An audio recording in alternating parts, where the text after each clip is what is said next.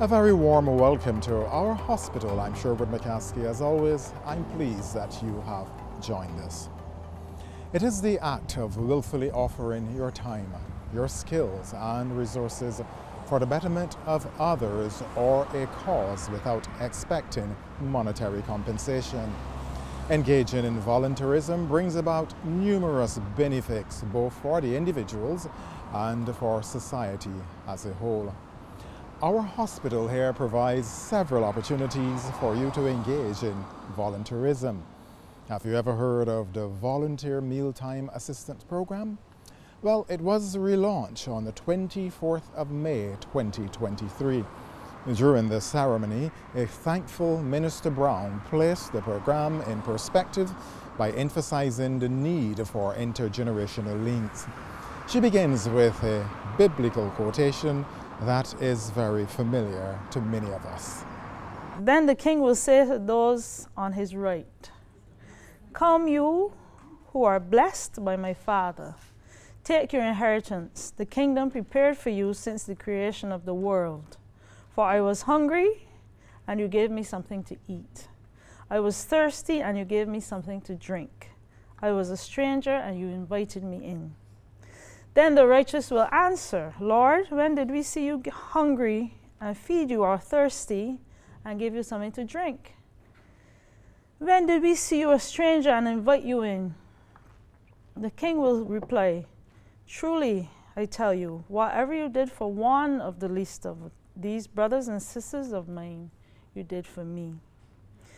I want to say it gives me great pleasure to be a part of this relaunch on the volunteer feeding, I call it feeding program, the volunteer mealtime assistant, which is probably a more fitting term. The relaunch of the program from the Food and Nutrition Department of the Queen Elizabeth Hospital, which, as you heard, started in 2014.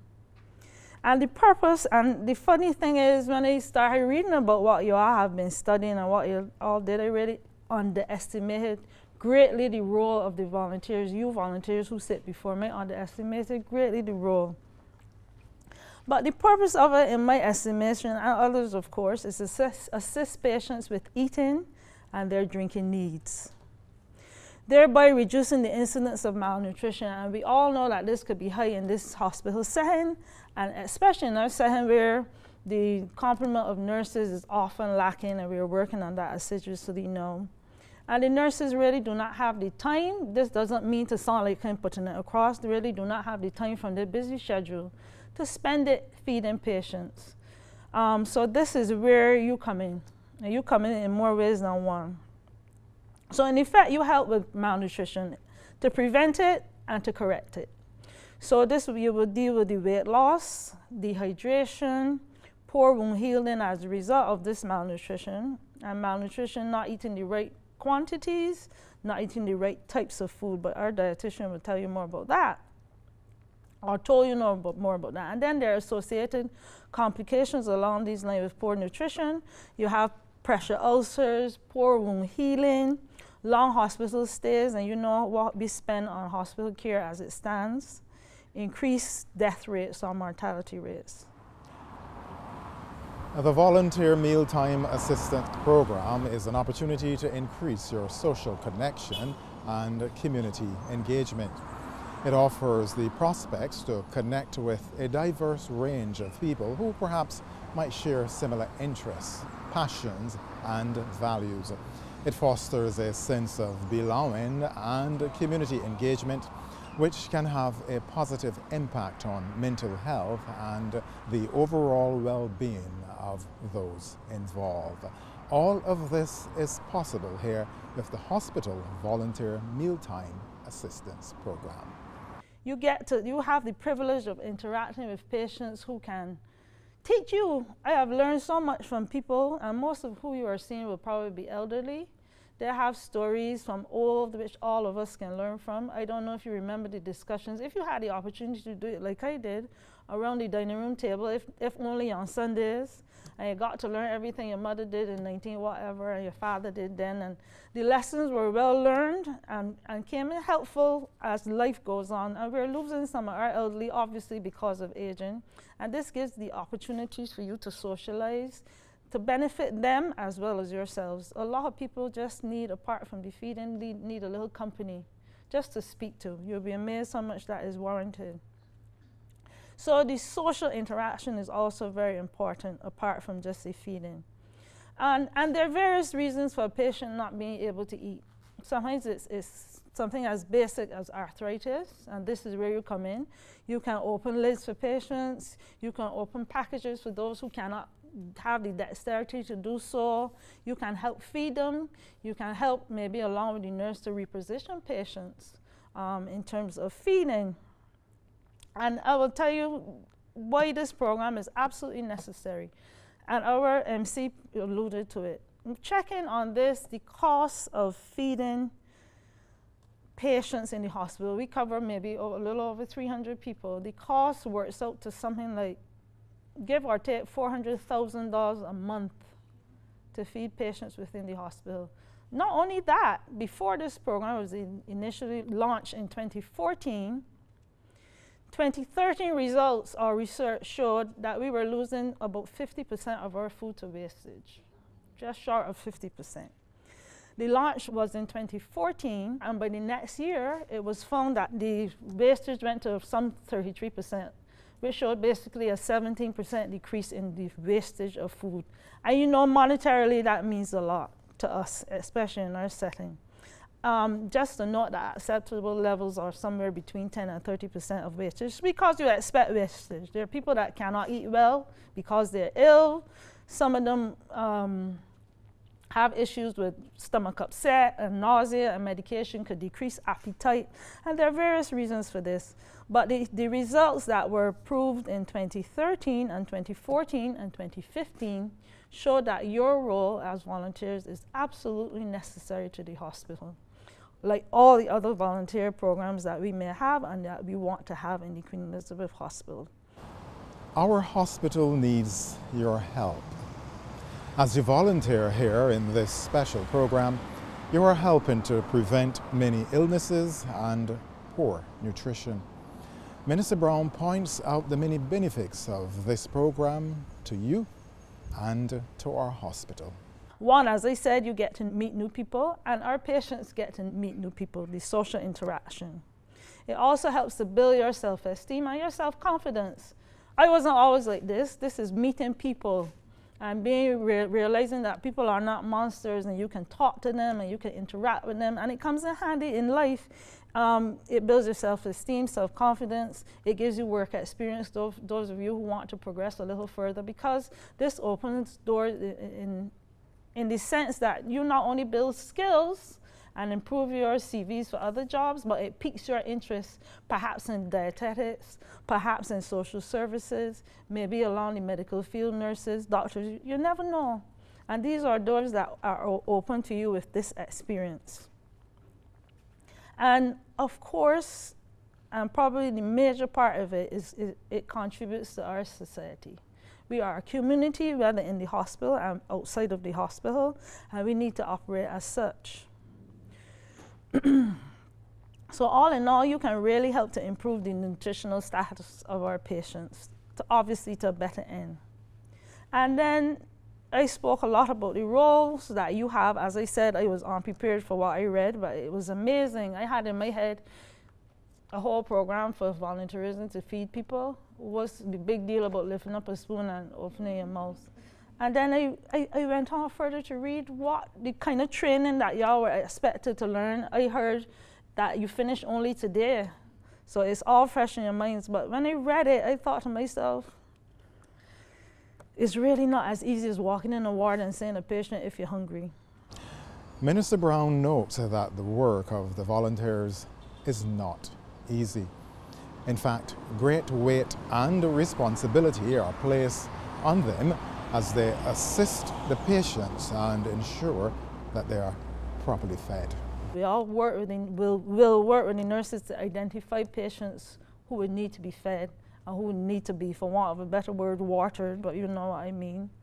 You can help to prepare patients with meals, help them with hand hygiene, help them, as I said, to open lids and packages, make sure that the food is not taken away before the patient has a chance, because it happens. Sometimes the kitchen staff may remove a plate thinking that it was used. And all of that you can help with, repositioning of the patient, monitor food, solid and liquid intake. Your job is immense. But as I end, because it's brief remarks, I want to say this to you, that volunteerism strengthens communities beyond the Queen Elizabeth Hospital's walls, far, far beyond. It enhances patient and family engagement, improves quality of care. You have known, I know all of you must know a person that called home or a friend of a friend that the patient hasn't eaten because the food was taken away or the nurse did not have the time to sit them up to eat. All of you know this. So it helps that way as well. It makes the families of these patients comfortable in knowing that somebody is there if they miss the lunchtime visitation or the dinner visitation, that somebody is there to help with their family's meals. Because that is sometimes the biggest worry of families, that my mother, when I get calls, the issue is my mother was in A&E and hasn't had anything to eat all day. And in the COVID period, which prevented the program, you have that even more because family members were not able to go on the wards. So your job is as immense as you could possibly imagine. So you are basically now advocates for patients. It takes the whole community to keep healthcare strong. You now have and will refine the strategies you learn to encourage those to eat. Remember, eating is not merely an issue of ill health, but some people are affected by mental health issues. Depression is one of these things that prevents a patient from eating sometimes. You know when you're sick or you're just having a long day or a down day, you don't even feel like eating yourself. Imagine a patient in here for 3 months. You are bound to get depressed with chronic illnesses. It's almost inevitable. So you are there to lend that support. And also be mindful, and I will keep saying that it goes beyond feeding, that there are social benefits as well. Not only that, but now we have a group of people, as of today, will be reminded about what QEH offers in terms of training for volunteers, but also you will be able to encourage those out there who are maybe interested and those who may not be interested to play a part in the community development within the hospital. So I want to say congratulations to all of you. You have now become a part of a wider program of volunteerism, which can lead the way to accelerate healthy outcomes for patients, caregivers, and communities. Congratulations and thank you. A grateful Minister Brown showing her appreciation for those who came forward to help with this program. Now, how did we reach this point? What was involved in the process? Dietitian acting Carrie-Ann Best places the program in further perspective. Exactly how many individuals was she able to recruit? 29 persons, and today we were able to train 9 volunteers thus far.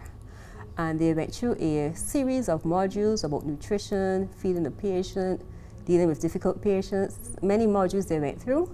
And they were very enthusiastic. They really enjoyed the sessions. They told me that they learned a lot. And I believe they're very well prepared to help us and become part of the QEH family, helping with patient care. The Community Services Department, that would be Pastor Dale Haynes, he had approached me back in 2019, before COVID. He wanted to be part of the program to help many persons in Barbados, but because of COVID, we had to place it on hold. So now that we had less restrictions, we were able to start back, and we were able to train and recruit persons with the Volunteer Mealtime Assistant Program. So we work along with him, and he assisted me greatly with getting the volunteers involved. Pastor Dale Haynes is Personal Ministries and Community Services Director of the East Caribbean Conference of Seventh-day Adventist Churches. He is a member of a Christian denomination that is well known for its outreach programs to the community. Our drive is to connect with the community and also to our community services departments in all the churches. What we ask them to do is a concept called DSM, doing something meaningful. Out of that impetus, we Carrie-Ann Best, she came up with the idea of, being the dietitian at QEH, of volunteering. So from our end, what we did, we decided that today we would join in with the volunteer program, which is called VMAP, because this is our nature. What we want to be giving back, to be connecting for our communities. So hence, this is a good program that we could align ourselves with. The 9 of us, we came forward today, but we have another 20 who signed up. So we are just the first cohorts, you know, to come and be like ambassadors, to take it back. But then we have 20 already signed up, willing and raring to go.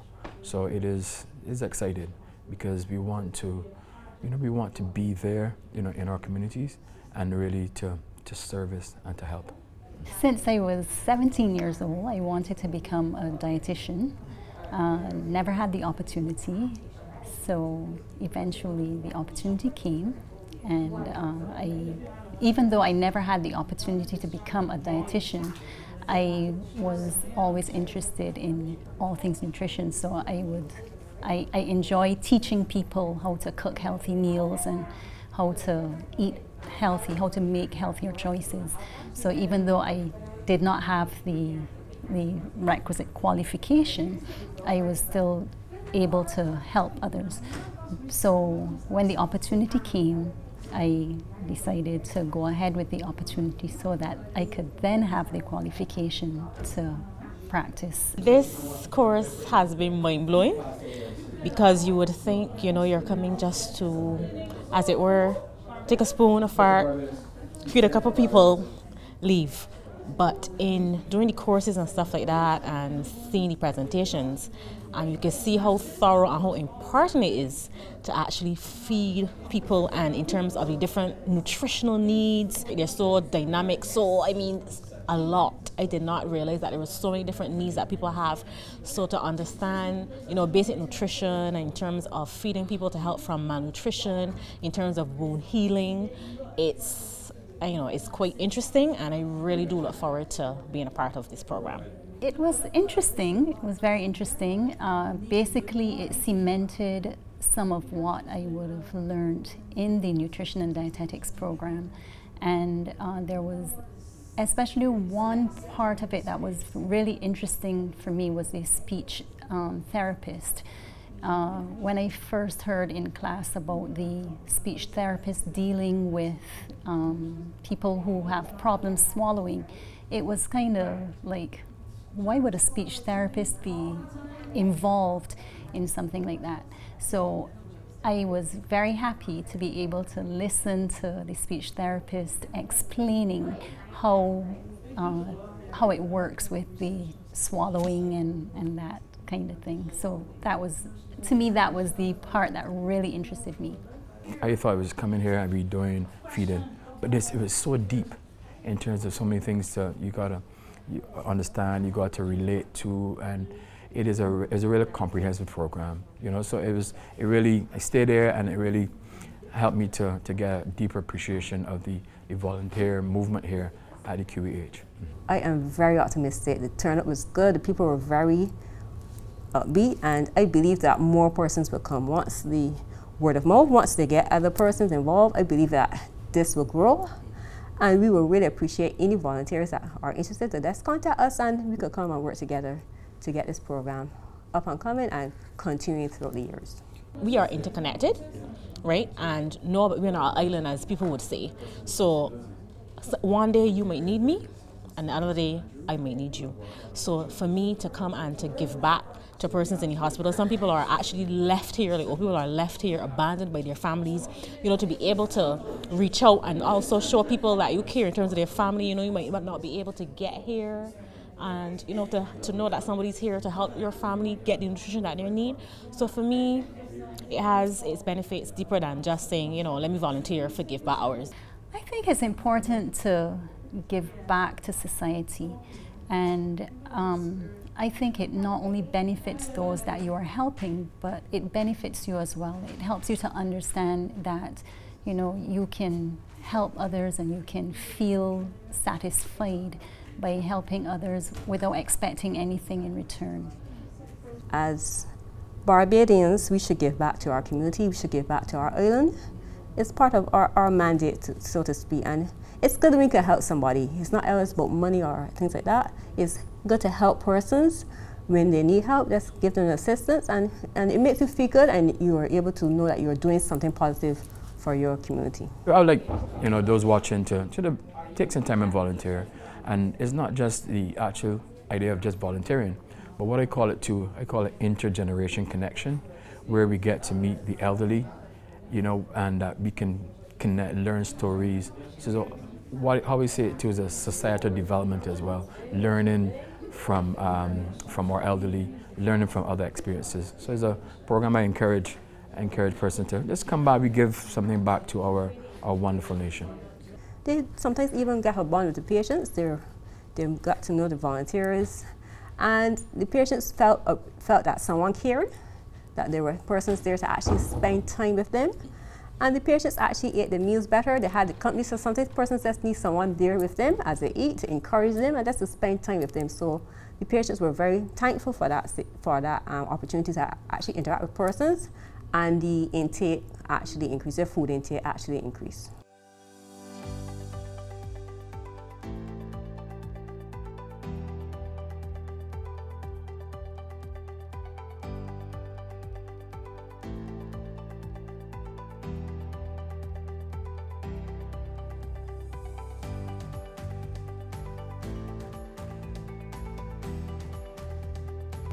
One, two, three. Happy faces, smiling.